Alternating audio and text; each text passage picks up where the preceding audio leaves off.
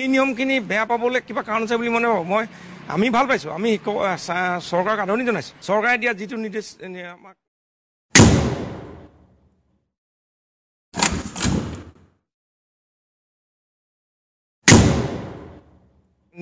যি কাৰণে নিযুক্তি দিছে আমাৰ শিক্ষা সেৱা আগবঢ়াবৰ কাৰণে, গতিকে আমিও চৰকাৰক এই ক্ষেত্ৰত সকলো ক্ষেত্ৰত সহযোগ কৰিব লাগে। আমিতো কৰি আছোঁ সদায়। কালিলৈ পৰা আৰু যত্ন কৰিম যাতে এই ব্যৱস্থাটো শিক্ষা ব্যৱস্থাটোত ভালদৰে কামখিনি কৰিব পাৰে। পদক্ষেপটো প্ৰশংসনীয়। ক'ৰবাত হয়তো দুই এজন শিক্ষক তেনেকুৱা ওলাব পাৰে, আৰু সেইসকলক চৰকাৰে চিনাক্তকৰণ কৰি উচিতভাৱে পদক্ষেপ ল'লে আৰু ভাল হয় বুলি মই ভাবোঁ। আমি এগৰাকী HM হিচাপে তেনেকুৱা কঠিন কিছুমান নীতি নিয়ম থাকিলে আমাৰ কাৰণে অলপ সুবিধা হয় স্কুল এখন পৰিচালনা কৰাত। গতিকে আমি আদৰণি জনাইছোঁ।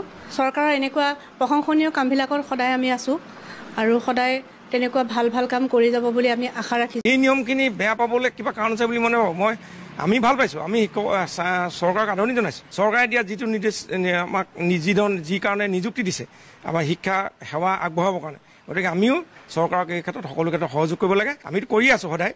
কালিলৈ পৰা আৰু যত্ন কৰিম যাতে এই ব্যৱস্থাটো শিক্ষা ব্যৱস্থাটোত ভালদৰে কামখিনি কৰিব পাৰে। পদক্ষেপটো প্ৰশংসনীয়।